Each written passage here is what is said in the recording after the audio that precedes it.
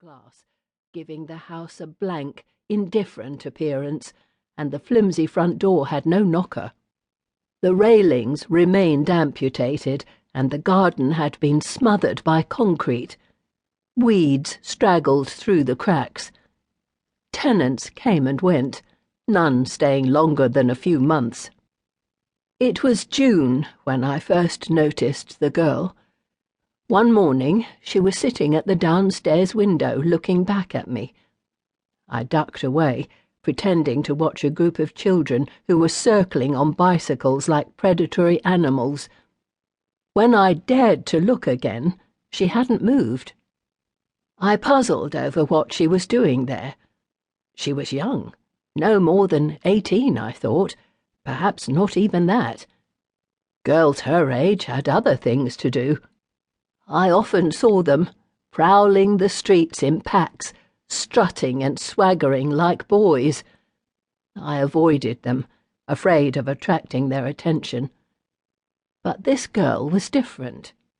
She sat motionless, as if she were waiting for something, her thin shoulders poking out of a tight black vest. Despite her physical fragility, she had an air of determination about her. Her shoulders were squared and her face set, her little chin held high. I was intrigued and watched her for the rest of the day. She showed no sign of having noticed me, but went on staring out of the window, straight ahead. At last, at dusk, she stood up. Her silhouette was a shock. A high, round belly stuck out from her body. It was jarring to see, grafted onto someone who was still a child herself. She yawned and stretched, then turned to draw the curtains, shutting me firmly out. I watched the girl the next day, and the next day after that. All through the summer I watched her at the window, staring into space as her belly grew, making the vest rise further and further up her torso. As the days passed, something odd began to happen. My stomach started to expand, as if in sympathy with hers. My skin stretched over a small pot belly, smooth and tight, as if I were young again. The rest of my body was shrinking. Skin hung loosely from my arms and thighs. It was as if I had a baby of my own trapped within, a malevolent little thing, a child who would never be born, staying inside until it had consumed all of me. I didn't want any interference from doctors. I didn't want to draw things out any further than required. But as the summer wore on, I worried that I was losing my mind. I mislaid things. A stain developed on the bathroom floor from water that slopped over the sides of the tub when I forgot to turn off the taps. I found myself standing bewildered in rooms, unsure of how I had got there.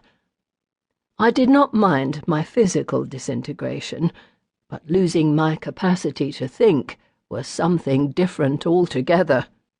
One day in August, I decided I couldn't put it off any longer. The time had come to seek medical attention.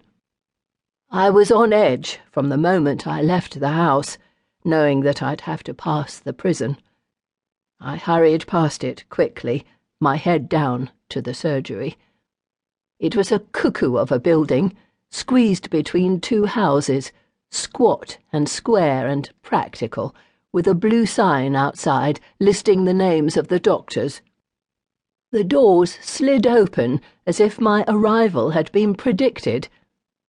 As I entered, the smell of disinfectant caught in my throat, making me cough. I leaned against a pillar to catch my breath and looked about. It was a dismal place. Faded posters, telling those who looked at them to change their ways, were stuck haphazardly on walls that were blistered with peeling paint. A patch of damp crept down from the ceiling to the window as if it were trying to escape. Patients slumped on chairs around a table covered with magazines.